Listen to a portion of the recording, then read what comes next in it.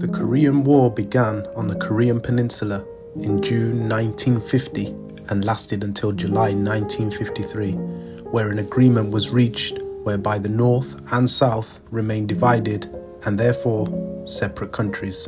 A border of approximately 250 kilometers now divides the countries, with roughly 4 kilometers inland from the borderline, or 2 kilometers both north and south, being deemed the Demilitarised Zone, or DMZ.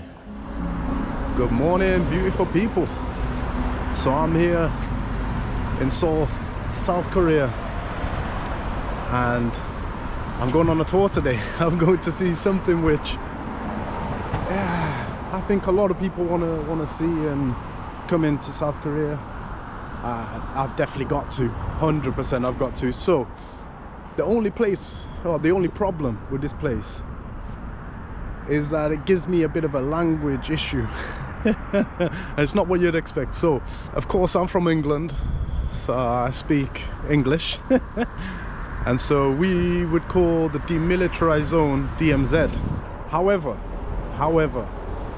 my American friends would call it the DMZ. I'm not gonna lie, for this place it sounds so much better when you say DMZ. So for today and today only, I'm gonna refer to this place as the DMZ. Americans, please love me for it. My Brits, please don't hate me for it. But I'm here right now in the center of Seoul. Like you can see, oh, they got adverts for a Squid Game coming up. Anyway, yeah, I'm in the center of Seoul and gonna go and figure out where I gotta meet the guide, and hopefully nothing bad happens, so then we can actually go, because they say they can close it at any point for military or any other kind of reason such as that. So it is super early, super early, but you can see how bright this place is right in the middle here. So anyway, let's get to it.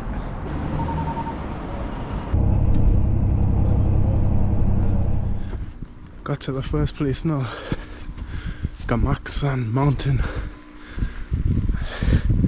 It's cold, but it's a nice walk up, you see there.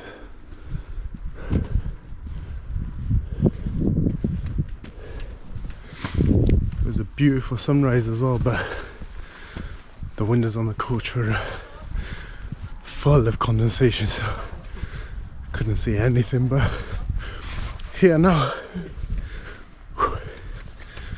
oh, I see the bridge. Right, let's have a look. Look at that. Okay, everyone. Good job. Yeah, we are here for this. There's a butter just up there. But yeah, this is the suspension bridge. Gamaksan Mountain Suspension Bridge. What I'll do is I'll wait to see when people go over. If it breaks, then I won't go. Sound, yeah, sorted. Nah, it's just really busy. Yeah. So you do tactical and go at the end and take all your pictures first. Oh, this is class. You can tell the suspension is like bouncy, but it's like being in the elevator where you just want to keep bouncing. But it is a little bit frosty, so don't want to end up on my ass. But look at the view.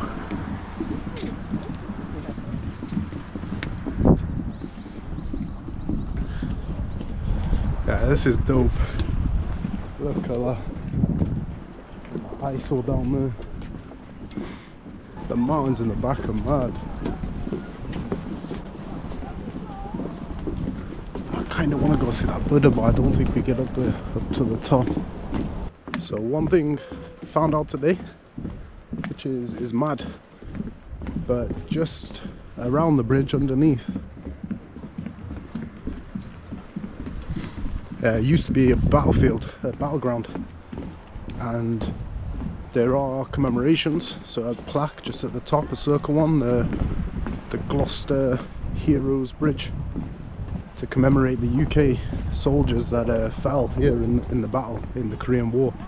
So that is absolutely mad. Like, I did not know that, so yeah, that's a good shout out to the UK on there. This is it's crazy.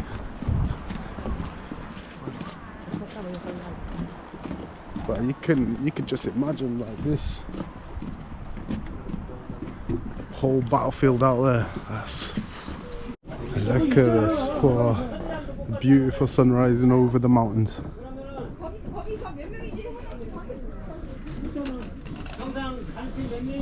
Yeah, it's quite busy, but it's still like nice. Definitely can't complain, I tell you. Yeah, this place is gorgeous. It's so nice. But let's carry on. Got more to see. Get closer to the DMZ. If you're debating doing the bridge walk, it's not that strenuous, and they've got like rope all along to help up, and then they've also put this kind of roped mat thing down, so I don't think it's hard. You can go slowly, as our guide keeps saying. Yeah, I told you it's freezing. Look at this. Arrived at the second spot, so we got Imjingak. That's the one. My pronunciations are rubbish, but it's sound. That happens every video. But yeah, so come to this spot now to see a few more bits along the way. But yeah, it's learning from things obviously I would have learned in the past, but also the tour guide is well good with his information, so I'll be trying to instill this in the video as we go. So you'll learn something today, 100% you'll learn something. Oh, look at that. So this is a mad one, but I've just gone and got myself probably my favorite souvenir from my entire travels because of how hard it is to get. I've just gone and got this, and this here is North Korean money, and apparently it's the only place in the world you can get it is right here on this well, the DMZ, but we're not quite in the DMZ just yet. But look at this, North Korean money. Like, this is mad. This is mad. Like, yeah. Whew. I did not expect to be able to get that, so this is crazy. So anyway, yeah, I've gone and got myself a souvenir. But now we're gonna head over onto that side over there and check out a little bit of the history of this place, which isn't as bright as the day is today. There's a whole lot behind it. Yeah, it's mad because you get I think, you know, if people have been to Auschwitz in Poland, you'd understand it a bit more, but you get those kind of feels when you're around here. Like, I remember going to the Camp 2, and the eerie feel was a bit too much, and it was around about this kind of same time last year. But yeah, it was obviously cold as well, and I wanted that feeling of it being really, really cold. But yeah, it's a bit eerie. So this is Mangbaedan, and apologies in advance if I say any of these places wrong, but you understand what I'm trying to get through. And so this one here is a place where a lot of South Koreans will come each year. Each year they'll come here to remember the family and I guess their loved ones that they're separated from now. There's some of them they remember, some of them will be different generations where there'll be no connection, but separated from North Korea, which is that way over there, over the hills.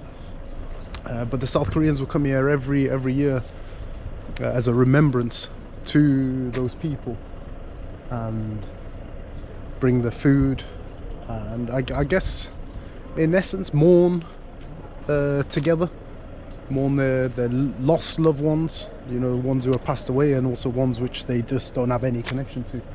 So this place is, yeah, I can imagine every year like how this looks, but also the feeling in the air of it.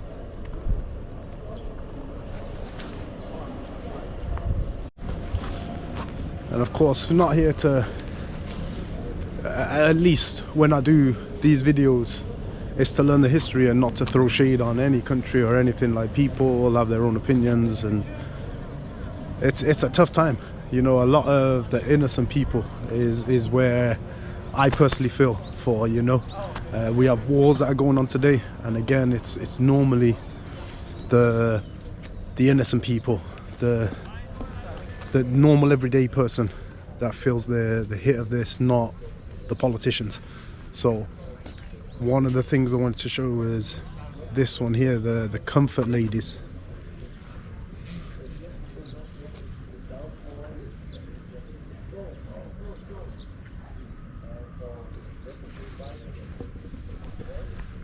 And so these statues, again, to remember the ladies that in essence were robbed of their freedom. You know, they were taken. This is back when it was in the Japanese ruling era, so pre-World War II. But you can see how these statues, they just lay there with the memory of these women, which some of them are still living today, which is mad. And obviously, of course, want an apology from the Japanese, but of course, as it is, not a lot of the generations of Japan are not part of what happened then. It's beautiful to have the memory. And I think it's starting to snow, which this is an amazing feeling now. Yeah, you can see it's starting to snow there. Behind me here is the Freedom Bridge. And I'm just going to come to the side because there's a tour group. But this was the site where the exchange of the prisoners during or after, I guess, the Korean War. So you have thousands and thousands of people crossing the bridge both ways.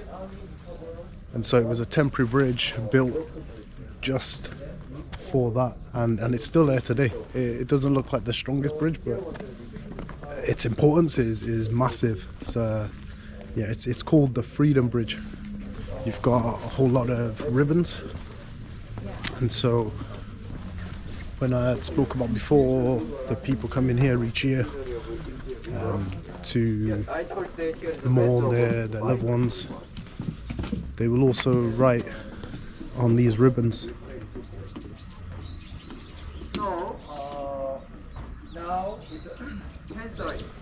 And so they'll write on there, normally, like, I believe, like a last wish for what they would like. But absolutely, it's breathtaking, I think is the way to put it. It's literally just over there, over the barbed wire, is militarized zone. So yeah, won't be really going over there. But the tour's finished now, so I can actually show you Liberation Bridge.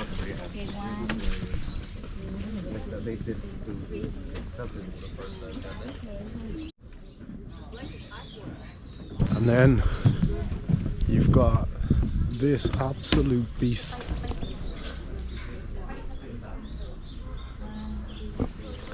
So it's the last main steam locomotive that came here into the South Korean side. Look at that. Literally scattered with bullet holes. But it's mad to think this was the means of bringing the food in through the Korean Peninsula. It is massive, but yeah, the bullet holes everywhere.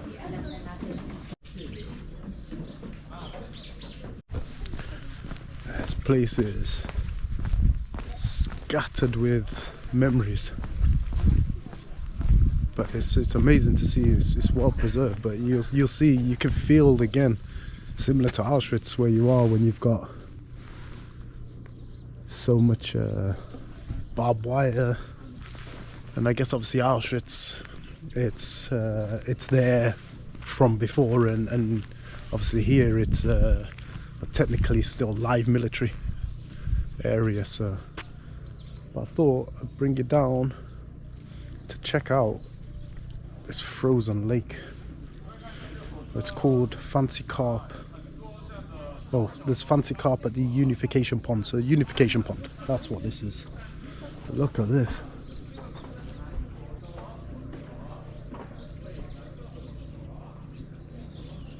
And so just down here by the pond, you get the best view of the Liberation or Freedom Bridge. You can see the ribbons just at the top up there as well. Yeah, this place is stunning. It's a definite must. If you come to South Korea, I think it's an absolute must to come here. It's eye-opening, I tell you that. For sure, it's eye-opening. But we'll continue.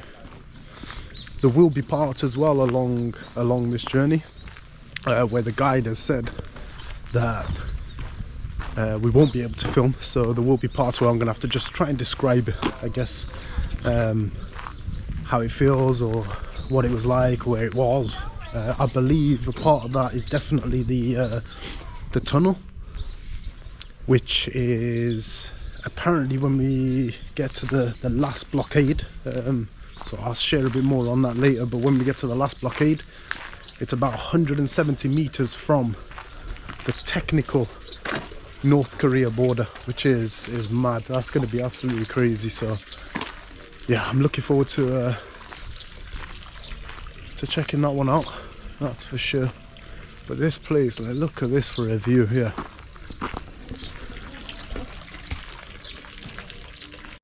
The more I look at the bridge, the more it's just like, yeah, I think you can just imagine thousands of people going across it with that last hope of freedom and them actually being free. Like, imagine that as a feeling. Yeah, it's just, it is mind-blowing for sure. So yeah, so you'll probably hear a whole lot of music, I guess, coming from the background there. But this is it's this way. I'm filming this, you see. So the guy's moaning a bit because he thinks I'm filming inside there, but obviously filming the observatory. So we'll see. He's gonna come over now, I think. But yeah, what an experience it has been. Like, so this is obviously the old observatory, and you've got the new one up the top, but you're no longer allowed to take any pictures or anything like that of the observatory. So you can literally take a video or picture of this one on the outside here, but that is literally all you can do. So it's mad, but it's mad seeing North Korea from there, from the glass. So it's mad to actually see the landscapes, see the cities. So yeah, this guy is just here now. I can't even film him because I'll film there. It's mad. Like, it's surreal experience seeing North Korea over there, right there. Like, seeing the whole DMZ and the river. There's like the natural river that just crosses, which is now deemed the natural border. But you've got the DMZ, you've got the JSA, and I'll put the descriptions of these up on the screen at the same time anyway. But it's mad. Like, even the JSA part where they had the buildings, and oftentimes with the DMZ, like, you'll see the buildings with like the white huts and stuff, with the blue huts, sorry. With those now, like, you can't go anywhere near them after a few issues in the years previous. So, but to try and describe it, I was there typing on my phone trying to figure out how to describe the place. Like, number one, not what you'd expect, but the animals, the wildlife. Like, to see the eagles were huge, like easily wingspan like 1.5 meters plus, just swooping all along. I've literally just been able to get a little view of one now here, so I can put it on, but it's not much of a view compared to what I saw outside the observatory. And then it's just mountain range all on the North Korea side. Is like this huge mountain range and like a little valley in the middle, but the mountains are like, you know, brown, sandy brown, with like the greenery of the trees. And then you've got just like right in the middle of there, right at the back, this huge city. But it's beautiful. I ain't gonna lie, it does look beautiful. Obviously the situation there is a lot different to beautiful, but absolutely stunning. And then you've just got all like these kind of smaller villages and kind of cities around. They've even got this huge tower, which is meant to be a GPS signal blocker from anything from South Korea. So that's what it says, at least. But yeah, it's mad. Like, it's hard to put all this into words. Like, absolutely mad trying to put it into words. But I'm grateful to have been able to say I've been here now. I've been here. I've been able to see it. You know, you wish for peace between the Koreas. Obviously a lot of the tunnels in and out, well, from north into south, and also you've got apparently a lot of underground bunkers inside the actual mountains as well, which is mad. But I've been here, I've seen it, I'm so happy. So yeah, this is a mad experience. This is a post tunnel. Oh, it's that there, like going down easy as, and you can go all the way along, and then you get down to here, and that's literally the only well, the last place you can get to. You can see through this hole to this one, and that is it. But coming back up there, so it says 358 meters, and it goes up I think it's at 11 degrees because it's like 73 meters. But oh my days, yeah, I thought I'd do it in this because it might get a bit nippy being so low down. Yeah, no. So yeah, that was fun. But you're not allowed to take cameras, which is, well, weird, I guess. I'm not too sure why. But it is what it is. And so yeah, I can't complain. But I'm happy now. So I've done these. Well, I've done this tunnel. So the Korean War tunnels, or North Korean tunnels, I guess. And Kuchi tunnels now in Vietnam, so I'm happy. I think that might be all the tunnels I need to do for 2024 now, so yeah, we crack on. So no taking pictures in the observatory like I said, but if you look just at the top of that hill up there, right up there, you see the observatory. So you can see it obviously looking out. So North Korea will be that way, over there, yeah. But I wish I could show you. But anyway, yeah, it's been mad. So yeah, we keep going. I've cooled down from the tunnel now, but this big old tank right behind me. Look at that, man. Boom. But this is one of the tanks. I'll tell you which one. I'm not looking at all. It's the M48A3, yeah, that's the one this is, yeah. So, but that's a beast of a tank there. It doesn't say anything more about it, not that I read it again. But I don't know if you can hear in the background. So, like I said, the observatory is just up the top, and you probably noticed I've switched from the camera to the phone. Because you have to leave everything in lockers and stuff when you go to the tunnel, so I thought I'd just take my phone just in case. But you might be able to hear when I shut up the music.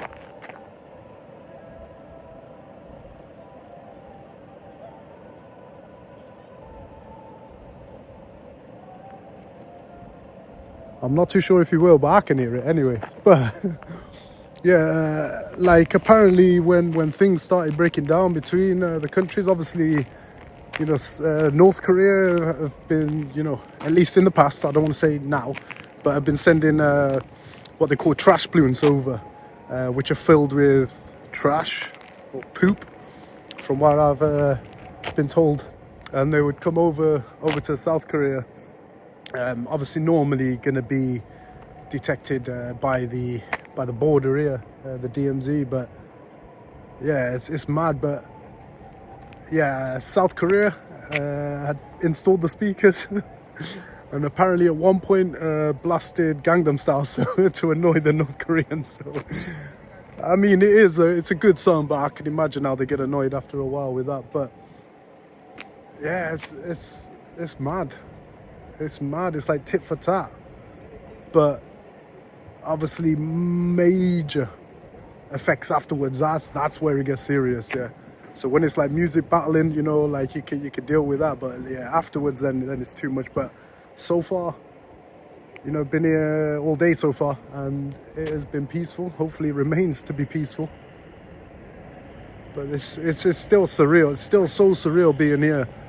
Seeing North Korea from the observatory, like, yeah, I don't know, it's hard to explain. It's so hard to explain. Like, I just imagine, like, if England and Wales had a militarized zone or a border, or England and Scotland, like how mad that would be to have family on in either of those, or in either of those countries, and not being able to see them, or never been able to cross, or if you cross, you're deemed obviously a spy of the other country or something like that. That's mad. That's mind blowing. But I guess it's all part of this here. So, but yeah, so far it's been absolutely amazing. Yeah, so I can't complain at all.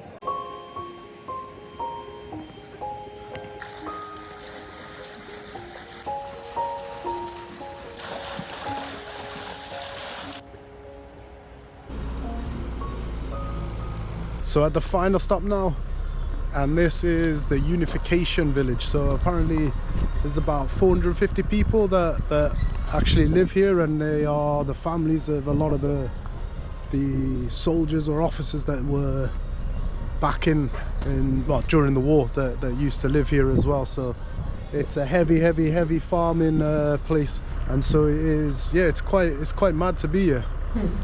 You got all the hay bales going on.